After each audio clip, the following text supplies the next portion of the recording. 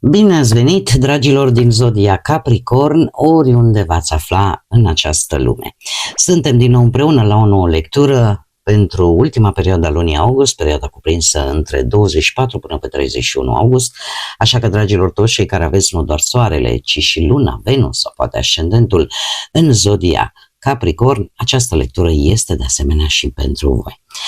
Ca de fiecare dată, nu uitați, este totuși o lectură general colectivă, așa că vă rog să luați decât ceea ce va rezona cu voi. Desigur, înainte de a începe, vreau să le mulțumesc din suflet tuturor celor care mă susțin prin intermediul like-urilor, comentariilor frumoase, gesturilor de apreciere și, desigur, fiecărui gând bun care vine din partea voastră, așa că mii și mii de mulțumiri tuturor.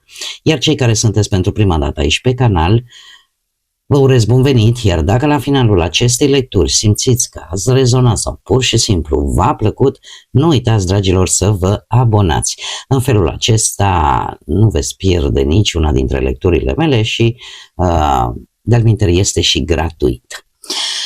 Și acum, dragilor, după cum bine ați văzut, luna august n-a fost o lună liniștită deloc. A fost și încă mai este o lună intensă. Cum bine știți, am avut acea eclipsă totală de soare de pe 12 august, care poate pentru mulți dintre noi a fost resimțită diferit, desigur, pentru unii foarte intens, pentru alții mai puțin. Cer scuze. Dar nu putem încheia luna lui august atât de simplu și avem o eclipsă parțială de lună în Pești pe 28 august. Cum vă afectează pe voi această eclipsă?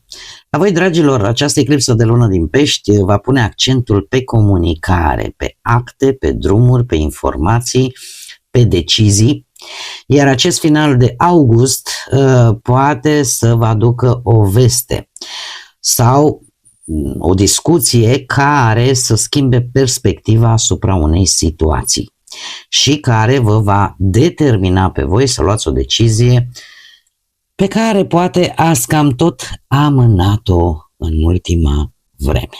Dar se pare că nu mai e loc de întors. Asta așa, o mică informație din punct de vedere astrologic și cum vă afectează pe voi această eclipsă parțială de lună.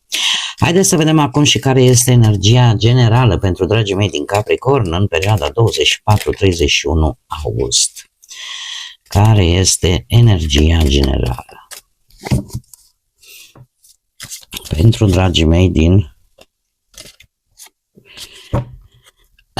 din Capricornia? Să vedem ce avem aici. Avem o lună plină în Vărsător. Nu știu dacă numerele 2, 3, 5, 23 vă spun ceva, dar aici vorbim de libertate, de un spirit liber.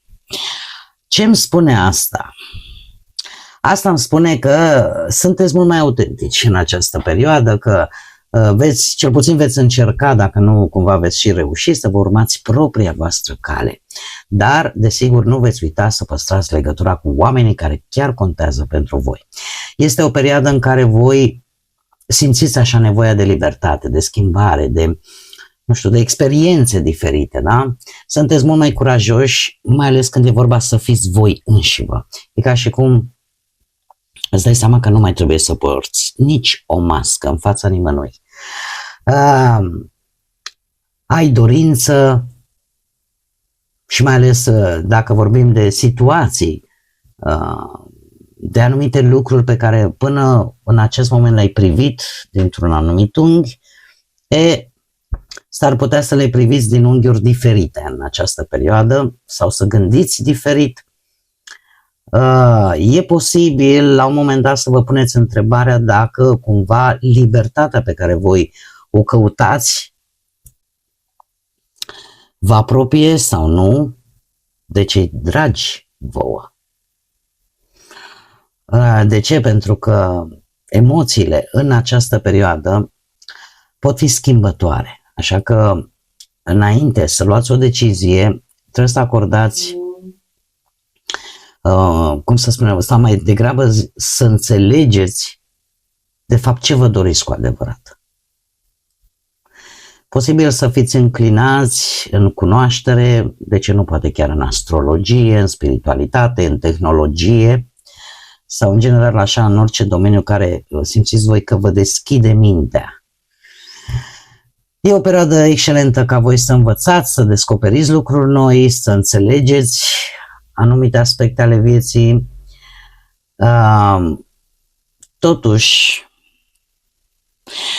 zodia Vărsător, să știți că este o zodie colectivă și, așa cum am mai spus, probabil că o să vă puneți această întrebare: dom'le, vreau să mă independizez cu ceva, vreau să mă simt mai liber, nu mai vreau să mai mă simt încorsetată. Dar oare această libertate pe care eu mi-o doresc mă va îndepărta totuși de persoanele care îmi sunt dragi, pe care eu le iubesc? De ce spun acest lucru? Pentru că bine ar fi. Dar acum depinde de fiecare. Voi aveți, la voi stă puterea să decideți ce veți face, dar această energie, această carte îmi spune că nu ar trebui să vă îndepărtați de cei dragi doar pentru a demonstra: dom'le, uite, sunt independent. Și nici măcar nu este necesar să respingeți absolut orice regulă doar de dragul de a fi diferit. Asta nu înseamnă că rupi legăturile cu ceilalți, ci pur și simplu îți poți păstra libertatea fără să pierdeți relații valoroase. Pentru că acea libertate autentică nu înseamnă că trebuie să mergi singur împotriva tuturor, ci pur și simplu să ai curajul să fii tu însuți, să rămâi în același timp prezent, sincer și de încredere în relațiile pe care tu le ai în acest moment. Și cum bine am văzut și din punct de vedere astrologic, am văzut, se pune foarte mult accent pe comunicare, pe decizii și probabil că una din aceste decizii are de văzut și cu acest spirit liber de care ne vorbește această lună plină în Vărsător. Haideți să vedem ce ne spune tarotul. Ce vine pentru dragii mei din Capricorn în perioada 24-31 august, atât pe plan profesional, financiar sau sentimental. Poate că în această perioadă veți fi mult mai înclinați, nu știu, către tehnologie, vreți să vă luați ceva nou de la un telefon, tot ce ține de electronică, sunteți voi mai... Puteți fi mai rebeli, iar să vă simțiți mai rebeli, să faceți așa lucruri mai... care sunt mai rar întâlnite la voi. Haideți să vedem ce ne spune tarotul. Și avem un 7 de spade, marele preot, un paș de monede, împăratul și surpriza perioadei. Ia să vedem. Aici avem, dragilor, avem zodia Taur, alte zodii de pământ, Fecioară, Capricorn sau Berbec. Mă intrigă 7-le ăsta de spade. Haideți să le clarificăm. Clarificăm, te rog, pentru dragii mei din Capricorn, 7 de spade pentru perioada 24-31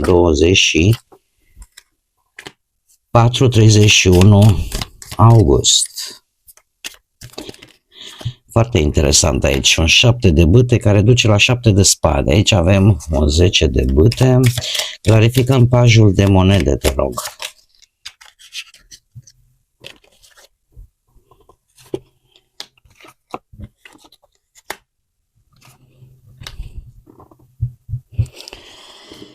Clarificăm împăratul.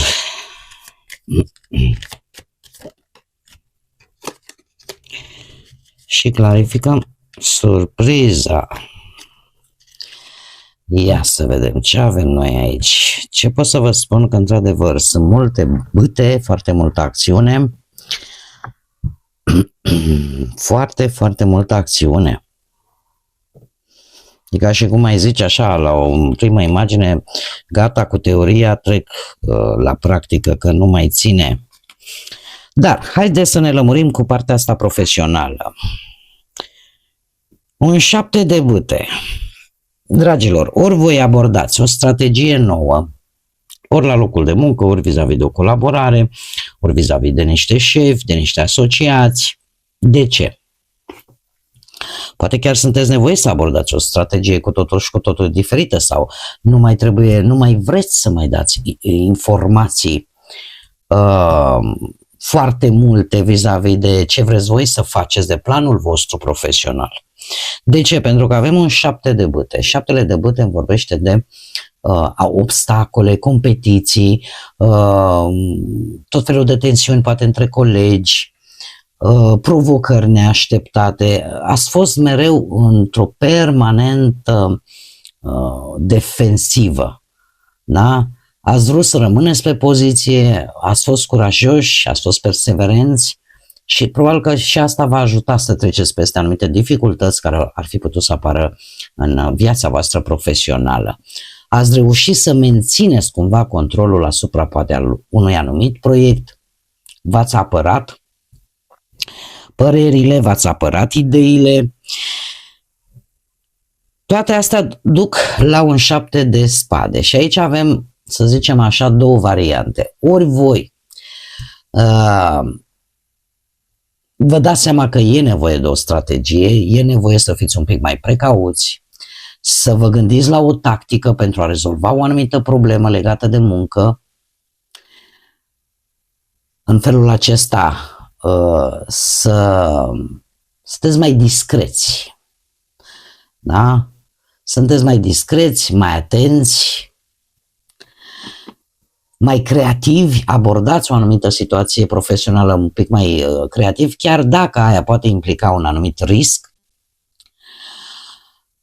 Vă folosiți oarecum inteligența pentru a evita anumite probleme sau, de ce nu, pentru a reuși în sfârșit să luați și voi o decizie corectă până la urmă. Dar avem și cealaltă față a monedei, care ne spune că e posibil de asemenea ca cineva să acționeze fără să fie transparent.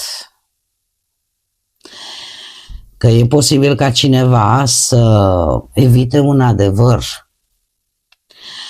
să tocmai de aceea, indiferent cum, voi trebuie să fiți atenți, pentru că nu tot ceea ce pare este și adevărat. Da? Tocmai de aceea poate trebuie să abordați o anumită situație legată de muncă cât mai strategic, cât mai inteligent, pentru că sunt lucruri care nu se spun, care se ascund.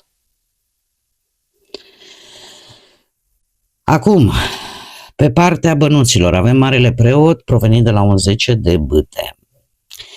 10-ul ăsta de bâte pe partea banilor ar spune că ați făcut destul de multe eforturi financiare. Poate ați încercat să respectați un anumit angajament financiar. Poate că ați avut o plată, nu știu, facturi, sau ați făcut o investiție și nu v-a fost ușor, bănuții care i-ați băgat în ceva. Ați dus acest efort până la sfârșit. Poate că pe parcursul acestui efort voi ați învățat cum să vă gestionați mai bine banii sau cum să gestionați această povară până la urmă, pentru că totuși e un 10 de bâte.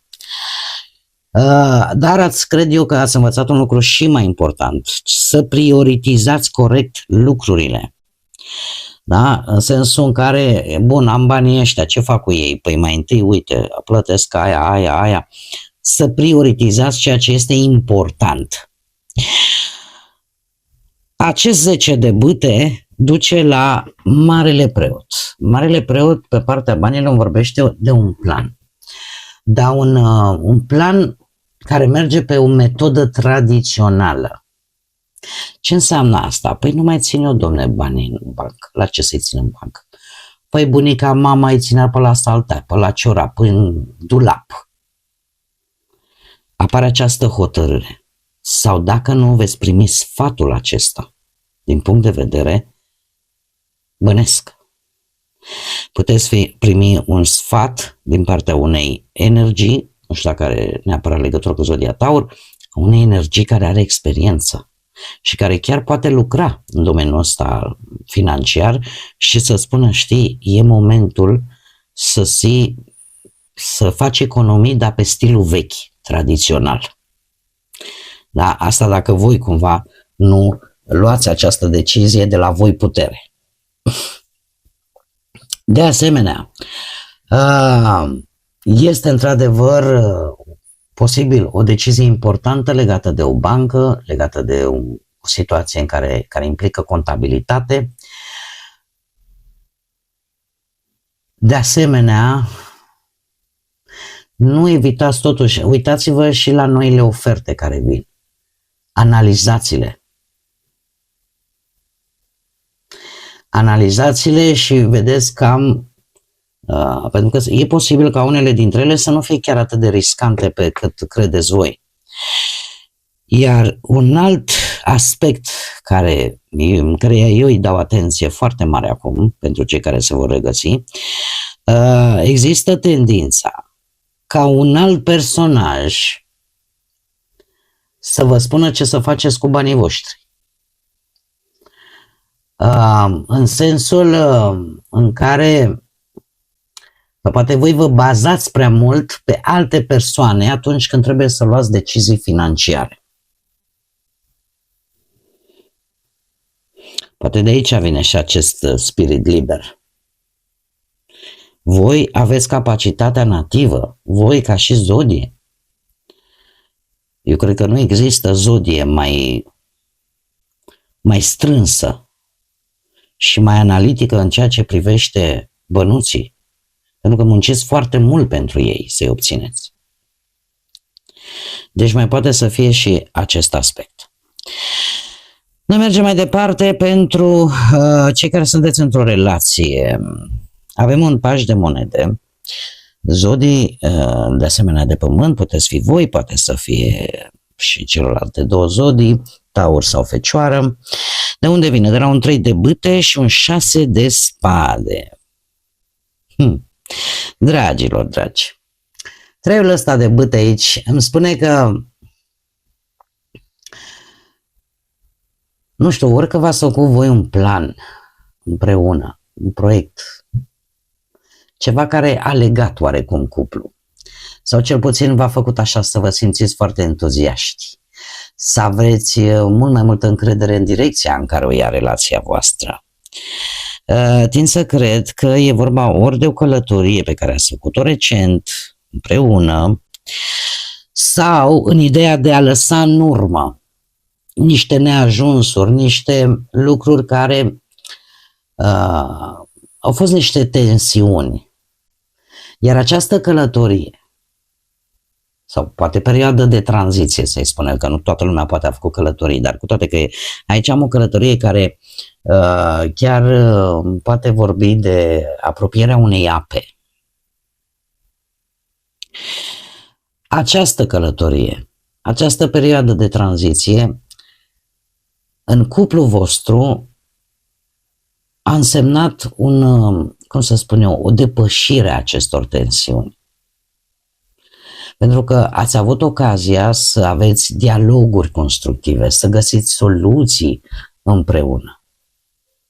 Iar toate acestea duc la pajul de monede, care îmi vorbește de acea etapă de construcție, dar la modul concret, la modul practic. Începeți să vă faceți planuri pentru viitor, începeți să construiți ceva, nu doar vorbe, ci și fapte, și o faceți împreună. Investiți, de fapt, poate nu vă dați seama, dar investiți în stabilitatea relației voastre. începeți încet, poate să deveniți mai responsabili. E ca și cum ai fi dispus, dom'le, vreau ca această relație să funcționeze, dar nu e doar neapărat din partea voastră. Eu aș vedea intuitiv această energie din partea amândurora. Și asta e un lucru fabulos. Fabulos de bun. Ce ar mai fi de spus? Într-adevăr, nu avem noi foarte multe cupe aici pentru cei în relație, dar faptul că totuși sunt băte, există și un soi de atracție între voi. E mai mult, eu aș vedea-o ca pe o decizie în care fiecare este hotărât să facă fapte așa cum am mai spus. Și nu doar vorbe. Poate că în această perioadă relația, sau cei care rezonează, desigur, relația voastră tinde să fie mult mai legată de pământ. Da? Chiar dacă nu există emoții foarte puternice, există o anumită înțelegere. Asta nu înseamnă că nu există iubire, mare atenție. Și pur și simplu mai este un pic în evidență partea asta practic. Dom'le, chiar vreau să facem ceva concret împreună. Cei care sunteți singurei, la voi dragilor, avem Împăratul, zodia Berbec, avem de unde vine, de la îndrăgostiții, zodia Gemeni. Avem aici o decizie importantă. Voi, dragilor, e posibil, nu știu, ați simțit voi atracție puternică așa, sau poate chiar ați făcut o alegere sentimentală în momentul în care a apărut o anumită persoană, în care voi a trebuit poate să decideți vis-a-vis de această persoană. Împăratul vine cu această energie, în schimb, mult mai serioasă, cu energie de stabilitate, de maturitate, de limite clare, da? De intenția asta de a construi ceva. Acum, poate să fie o persoană foarte puternică, matură, sigură pe ea, care intră în viața voastră. Acum, nu înseamnă că este neapărat cineva foarte rigid, dar e clar că este cineva care știe ce vrea. Așa că voi puteți trece de la o schimbare de poziție. Nu mai sunteți dispus să acceptați relații neclare sau situații în care nu știți încotro se îndreaptă lucrurile, pentru că îndrăgostiți aici îmi vorbește de alegere. Iar Împăratul spune, dom'le, dacă aleg, eu vreau să fie ceva serios, vreau să fie ceva cu bază solidă. Da?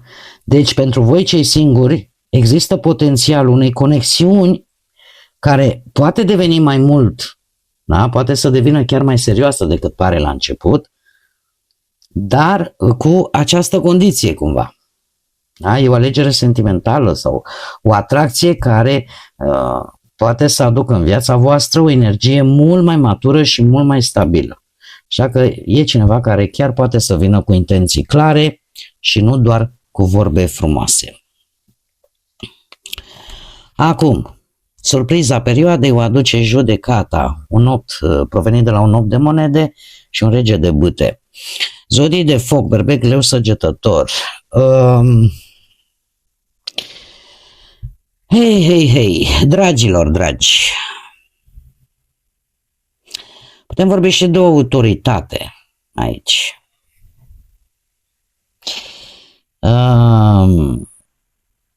Putem vorbi de asemenea de ceva din trecut care a rămas nerezolvat pe orice domeniu al vieții. Cert este că e cineva care a avut un rol important, cineva hotărât, cineva ambițios, cineva care vine cu o propunere sau o inițiativă în care voi poate v-ați dat seama, domne, asta este ceea ce vreau să fac mai departe. Optul de monede mi-arată totuși o atenție foarte mărită la detalii. Ce înseamnă asta?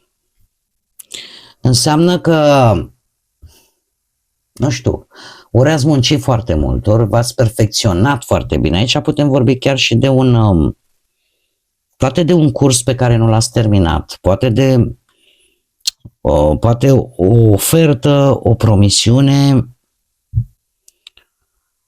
care revine și unde voi va trebui chiar să faceți o alegere importantă. Așadar, dragilor, surpriza pentru voi este ori o situație asupra căreia ori s-a insistat sau s-a lucrat în timp și ajunge brusc într-un moment în care trebuie dat un răspuns, sau cineva își poate manifesta foarte clar intenția, iar voi va trebui să decideți ce faceți mai departe.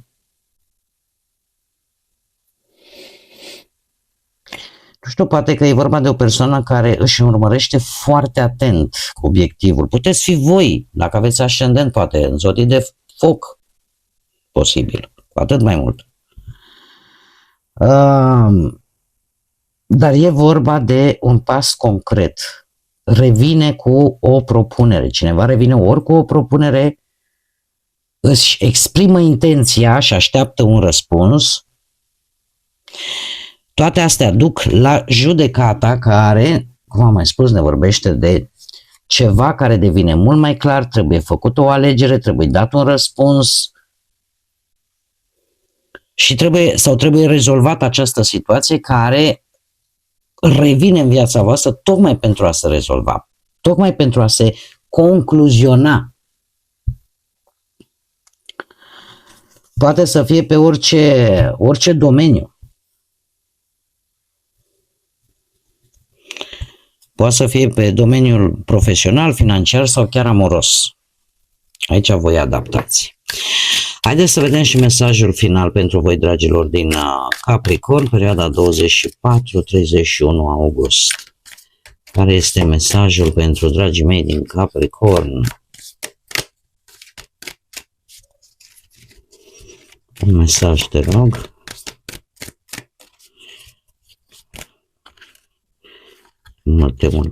Multe, ia stas așa. Un mesaj, te rog, pentru dragii mei din Capricorn și avem două, ia să vedem, săruturi, uite ce frumos, iubire și copilul interior, vindecare. Dragilor, după cum bine vedem aici, se pune foarte mult accent pe partea asta sentimentală. Eu așa, uitându-mă la ele, aș putea să concluzionez că este momentul în care voi trebuie să priviți cu mai multă blândețe către acele răni care v-au făcut să construiți mecanisme de apărare de-a lungul timpului și să vă protejați practic de iubire, să nu permiteți acestui sentiment să intre în viața voastră. Ni se vorbește de vindecare. Vindecarea începe atunci când voi înțelegeți ce ați învățat din trecut și pur și simplu să nu mai lăsați acele experiențe să vă controleze prezentul. Este un îndemn practic de a vă deschide din nou către iubire, către afecțiune, către bucuria de a primi și nu doar de a oferi. Pentru că, să știți, uneori iubirea adevărată începe atunci când îți permiți din nou să fii vulnerabil. Și știu că poate să pară ușor ciudat, dar în momentul în care ne simțim vulnerabili, atunci suntem noi. De multe ori, să-ți permiți să te îndrăgostești, să-ți permiți să te simți din nou copil. Și pe măsură ce trec ani, de multe ori uităm toate aceste lucruri. Un copil este vulnerabil, nu? Noi uităm de multe ori.